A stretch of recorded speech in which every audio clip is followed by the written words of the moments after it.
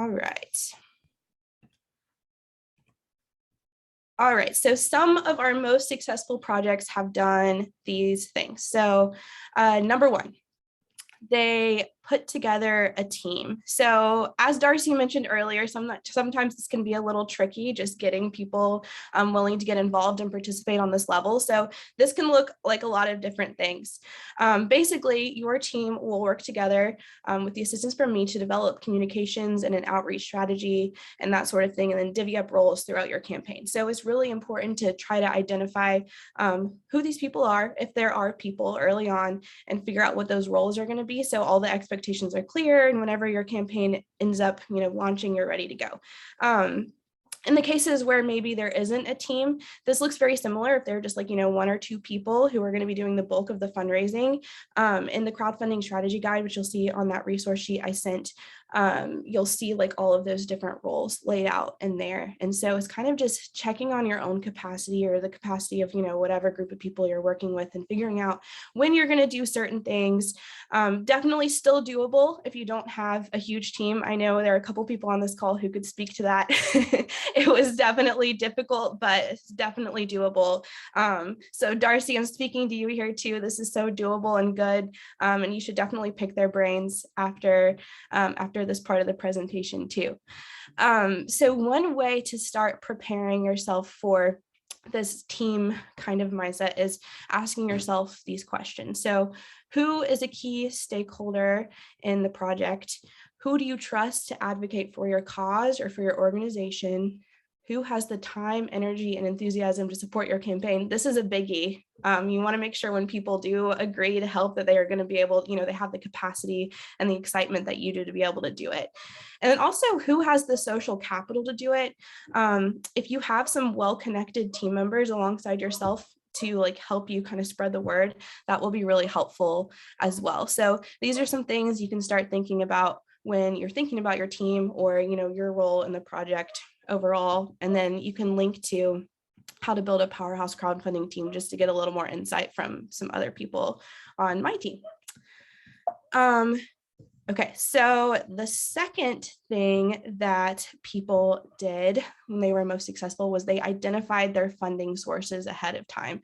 So ideally, you'll want to know where a lot of the funding for your campaign is going to come from before you even launch. That is the ideal situation. And we also usually try to recommend that if you're able to, you get like 30% of your funds committed before you even launch. That isn't always possible, and that's okay, but it's just something that you should aim for. So if you can get this list of resources ready, that'll be huge. And then if you can get, a few commitments in place before you launch, people you already know are going to support your project in a big way, that's also going to be a big deal. So again, here are some questions that you can ask yourself as you're creating this list. And so who are the project stakeholders? Who will the project impact or benefit? And then who in your community has shared interests or values with you, which will be huge. And again, there's more information, like more in-depth information on the how to identify funding sources for your project blog as well. Okay, so thirdly, once campaigns identified potential donors for their project, they went ahead and moved on to creating a fundraising plan. So this was in advance of actually launching. So you might have heard me say whenever we've spoken that I really recommend creating a literal calendar. It can be super rudimentary, just laying it all out, all of the weeks of your campaign laid out, and figuring out who's going to do what when. And if it's you doing all the things, figuring out what you're going to do when, the best times to do it, because it's going to be really helpful when you actually launch to have this referenceable document to just say, hey, okay, like this is now divvied up into more bite-sized pieces. It becomes less overwhelming for you to be able to figure out what you're going to do when, what messaging you're going to put out when.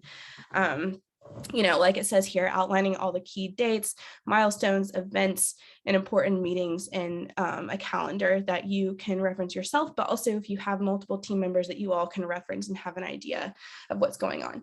So you'll want to ask yourself for this one, what touch points and milestones you can define for your campaign, what community events you can attend or host to spread awareness around your campaign, and then who's going to talk to who about a donation and when are they going to do it? That's the biggest part.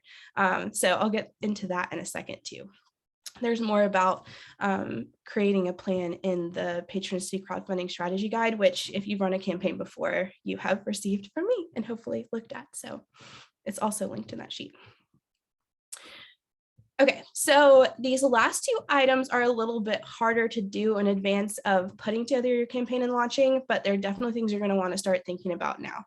So with a team and a detailed plan in place, all that's left to do is tell your story and then also make the ask. So our most successful campaigns, as you may have seen, if you've reviewed other pages, or as you saw in your own campaign, whenever we really talked about creating like a compelling narrative, other successful campaigns told a really compelling story about their work and were very intentional about it. So it's very important to have that clear and comparing a narrative about your project completely laid out prior to launching your campaign. And these are, this is the same narrative you're going to want to include in conversations you're having with people leading up to your campaign. So this goes into like having those conversations with donors, or, if you're trying to recruit team members too, you're going to want to have a really clear idea of what you're doing and why. Yes, Alana. Are you? Sorry. Is it okay to ask a question now? Yeah, absolutely. When you say, I don't even think you described it yet, so I'm sorry for jumping in to ask the question. What are tangible actions they can take to help? Did you mean besides a donation? Yeah. So obviously donations are great, but if someone doesn't necessarily have the capacity to give, then you're thinking about like volunteer, in-kind work, or items like that, or even just like someone who's willing, like maybe it's a small business owner who can't afford to actually contribute to the campaign, but is willing to like post things in their business, or like talk to people about it whenever they come in. So those are a few examples. Does that answer your question? Perfect.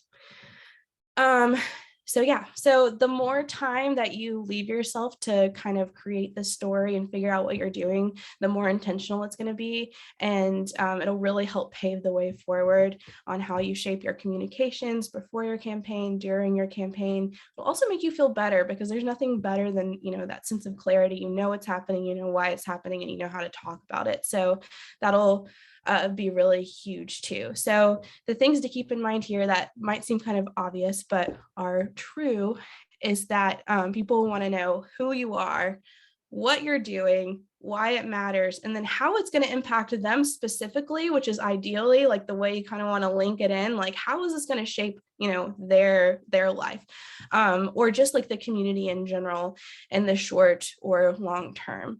And then of course that tangible action step that I was just telling Alana about. This probably looks familiar if you've created a campaign page as well, because I really like hit it home that you really need to define who you are, what you're doing, and why it matters. And so getting that straightened out even before we start chatting about your page will be really helpful for your timeline too. All right. And then lastly, and arguably the most important part of those campaigns that are most successful, is that people made the ask. They were willing to make the ask for the funds, which is very difficult to do, especially if if you're an introvert like me. Asking for money does not come easily. So this is just something to keep in mind. And obviously this isn't something that is like super easy to prepare for in advance, but in getting all these other steps in place, you'll have a lot of confidence when it comes to actually making the ask. So we know it can be really daunting. So we just say, be prepared, provide potential donors with all the information that they need to confidently donate to the project. So that's huge.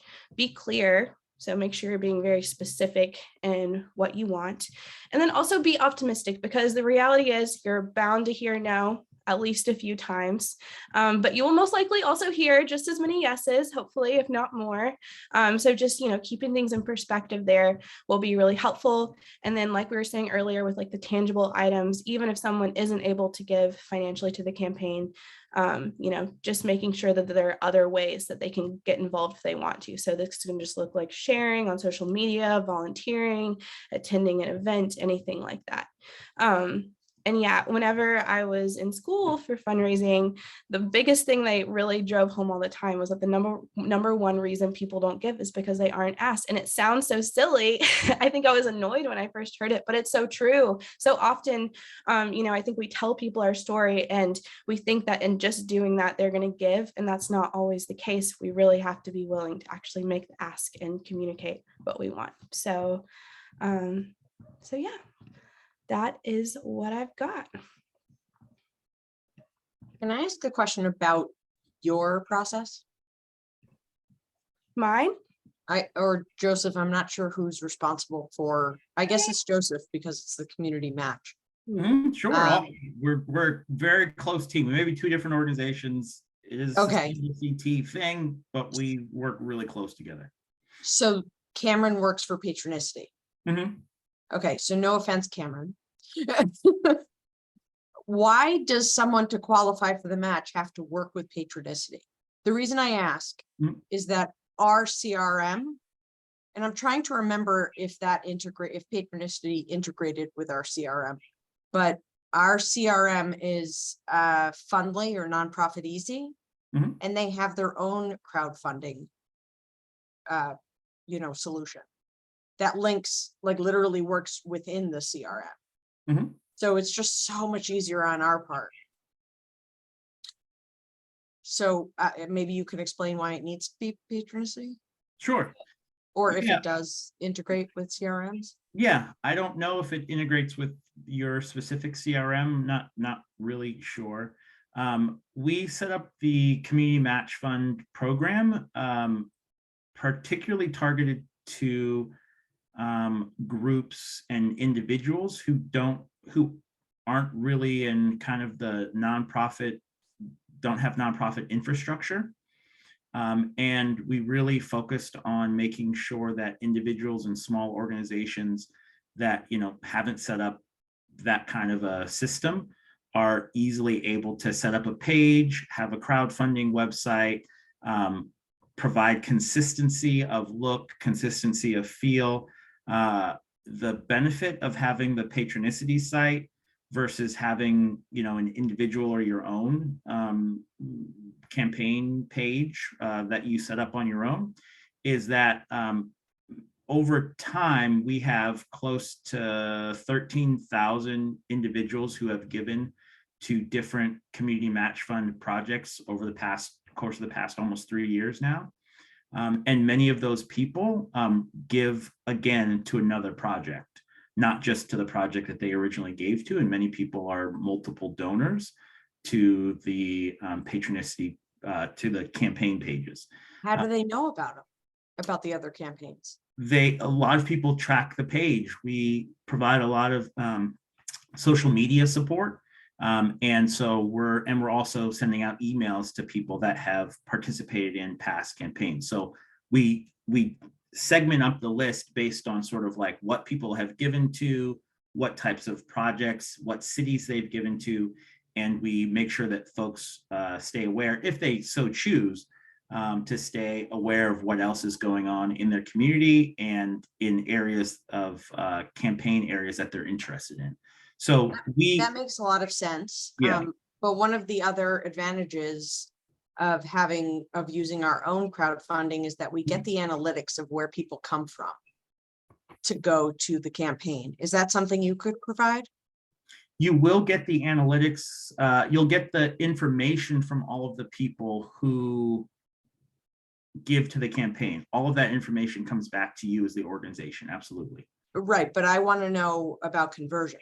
Like I want to know about the people that didn't give, but came from, I don't know, a site advertisement. I don't know, or a newsletter from wherever. So that if you can still send out newsletters, and you can still send out all of those things from within your CRM. What your CRM and your email system will still track who clicks through and who gives. You'll still get that information from your CRM because that's tracked to the CRM itself. So whether they end up going to Patronicity, however you get that information to them, if you have that set up, if you have your Google Analytics set up, if you have that set up in your CRM, if you have that set up on Facebook, that's still all going to go through and come back to your CRM, regardless of whatever website they end up on. And when you look at the page, you can track, you can do a crosswalk between here are the number of people that gave to the project, and here's what we have in our system that is tracking who went from what website. Great, thank you. So there is that element and way to approach it.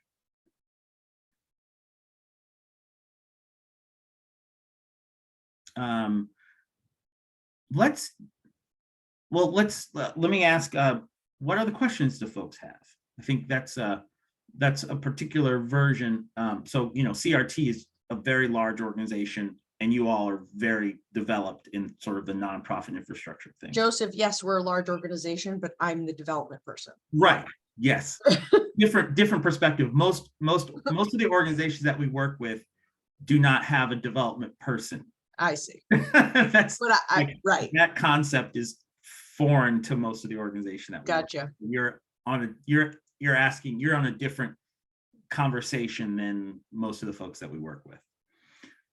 What other questions do folks have?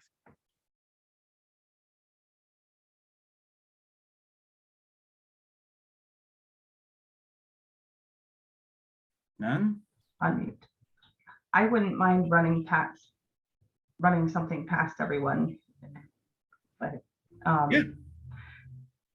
We started our campaign, and I think I am like the literal definition of a day late and a dollar short here, because I should have taken more time to plan, but I'm learning along the way. We started our campaign on Saturday and took some of the scouts out, and we were in different locations and trying to tell everybody about our project, and gave them access to our website to read about us, but nobody wanted to even know that. I think it's because I had a donation jar on the table. They just wanted to throw money in and walk away. But pocket change isn't gonna get us to our goal. So my thought was to go to other events without the donation jar and just hand them the link to our website and see if we can get their time to talk to them about it, and hope that they go to it. And I wanted the kids to go to businesses in the area, which we don't have many. So I wanted to get your take on if it was rude to ask for a specific number from the businesses, ask them to, we're looking for community members to support our project with a donation of $25 or more. And I know we've done it with another group, and it seemed to go all right, but I wanted other people's take on how they get that more than $5 here or there. Good. Felicia, I saw first, Paula, Mel. Hi, Darcy. So I think my community is similar. We live in a very small town. We have like 1,300 people. Our demographic is mature and not the most tech-friendly community. So that was our only challenge, I would say, in using an online crowdfunding platform. But what we did was, and you have Boy Scouts, we used emails and we attached the link to the Patronicity site. And we wrote emails like there's 9 people on the board for the, well, depending on which crowdfunding I'm talking to, but whatever our group was, we had the people that were in that group write emails to their friends and family with the link. And each person generated, their group of donors. And we also went to community events and had an email sign-up sheet. So instead of that donation bucket, a sheet where people could write down their emails and maybe a little information about what you're doing, or get in a conversation with people, or maybe make an easy one-sheet handout about your project. And so we also gained new emails from going to different community events. And then we would reach out to them. It was great seeing you at the whatever farmer's market. And, you know, you put your name on this email list. We'd like to invite you to donate to the, you know, whatever, and make it easy for them. When they get their email, they just click on it and they make their donation. Perfect. Perfect. Yeah, I did post to our town website. We have, you know, through Facebook, and I have an article going in next week's paper where we have a QR code right on, and so they can just We hover just their started doing thumb. that too. Perfect. Perfect. It is a little different though when you send them a personal Exactly. email. Yes. And I will tell you that I had my list of people that I was asking to donate to the the project, and it would take 3 emails, right? And I even had, you know, some of my, you know, colleagues were like, oh, I already emailed them once. I don't want to do it again. That's rude. That's going to seem like harassment. But I'm sure Cameron can say that, you know, I actually had somebody after the 3rd email thank me and say, you know, I've been meaning to do this. I've just been really busy with this project at work. Thanks for being persistent. I made my donation. So part of it is, you know, the same thing that Joseph and Cameron say, you got to get your skin a little thicker. And you have to ask very directly, will you please donate whatever is comfortable for you to this project? One of the nice things about this platform is we had donations rate, you know, from $5 to $500, right? Everybody could give at their comfort and ability level and be a part of it. And there's no difference between the person that gave $500 and $5. They still made Everything this matters. project happen. Yep. Yep. But you do have to ask, and you have to ask like 3 times. Yeah. And that's personal ask. Yeah, personally, not like we always post it on our website too. Yeah, You get nothing from that. Yeah, Maybe one. the generalized messaging in, you know, the town newspaper or on social media is good for generalized awareness. But those personal emails, personal phone calls are really what really make the difference. Paula.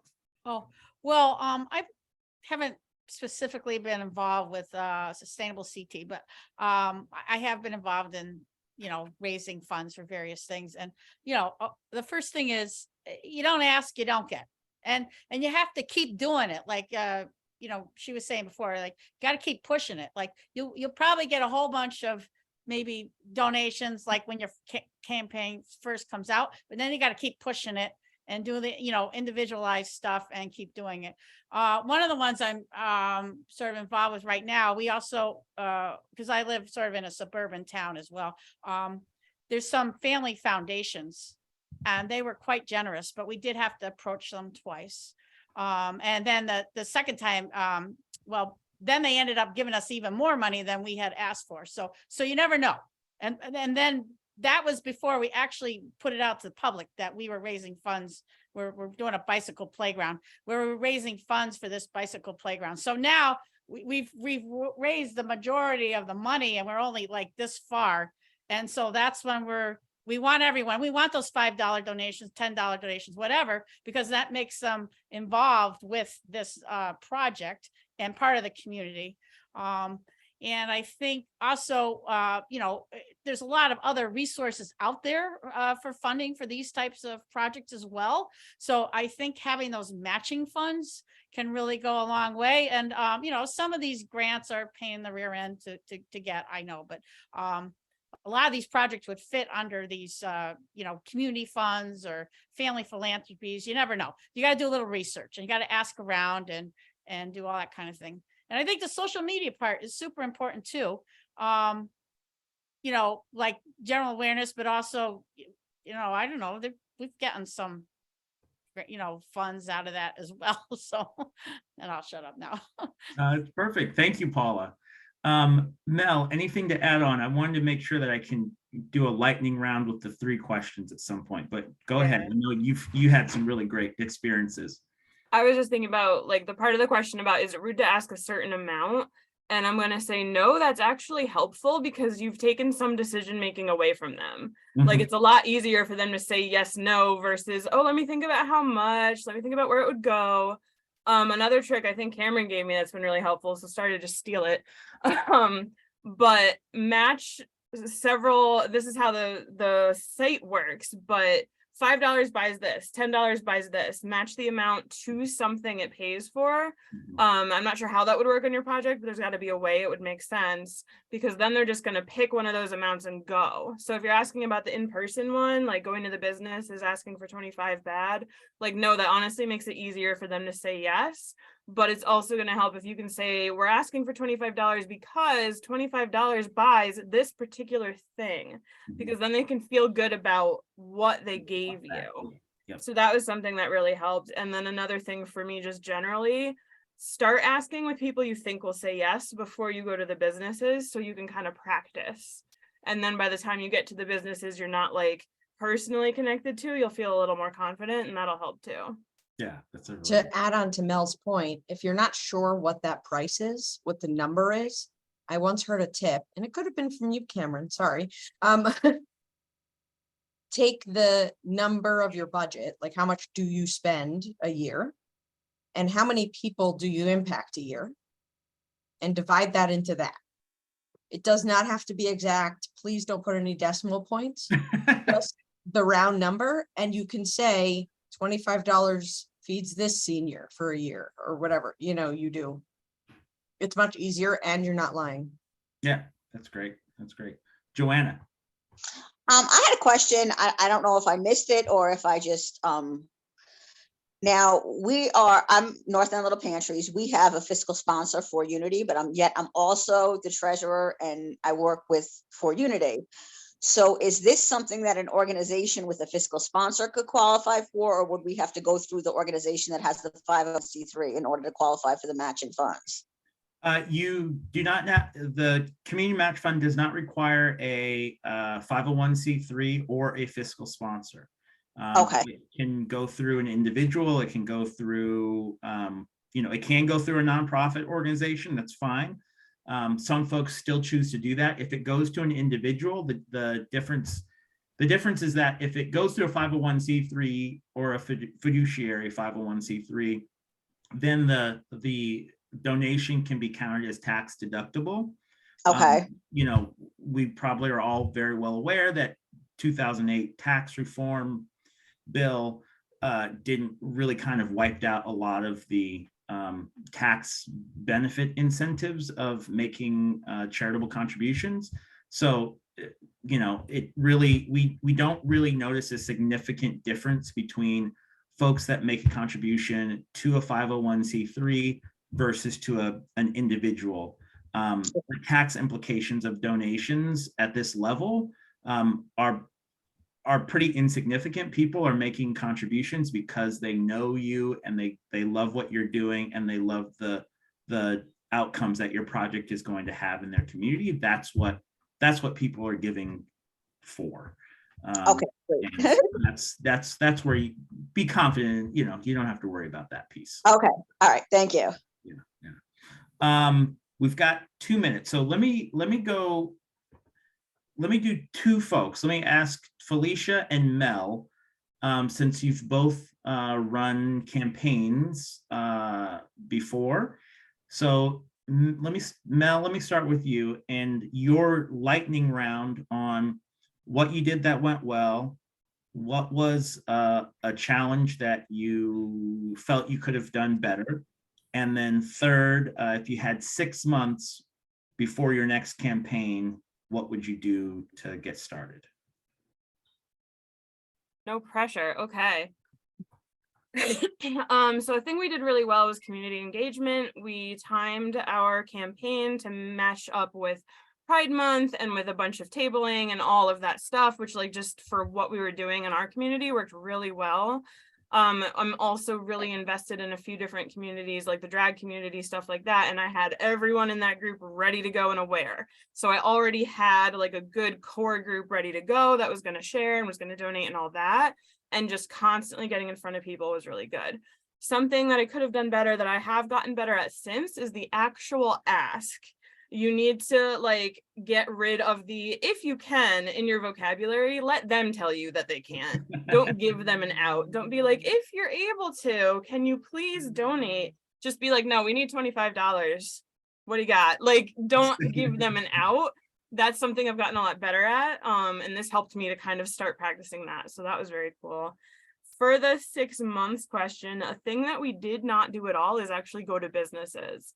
I went to the one business that my friend owned because I knew he'd say yes. And I think that was like, we made our amount, but if I was to do this again, and if I will be doing crowdfunding in the future, start putting together a list of businesses that you think will support your cause now, and start thinking about like, what can you offer them? Can you offer them like a social media thank you? Like, what is it that they might want? And how would you phrase that ask? Like, if I could do it again, I would put a bit more time into that, because those could become annual donors for you.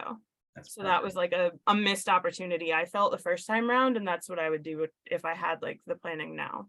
That's perfect. And 2 ways to reach out to businesses are also your town chamber of commerce or the Rotary in town. Both of those are really great resources for reaching a large number of businesses all at once, with one presentation. And then we're a little over time, but I want to make sure, Felicia, I'll be quick. Share your 3 ideas. Okay, then I'm off mute. So the thing that I was really thought we did well, and a lot of it was due to Cameron's coaching. A couple people who really had no experience in fundraising just blossomed. So I'm thinking specifically the director of the rec center, who's, a young mom in her 20s, and was terrified of asking people in town for money. So she ended up just really, learning a lot. And I saw her confidence go up, a lot of good things. And the same was true of one of our board members, who also was, didn't want to ask people for money. And once he got a few yeses, you just couldn't turn him off. So that was fun.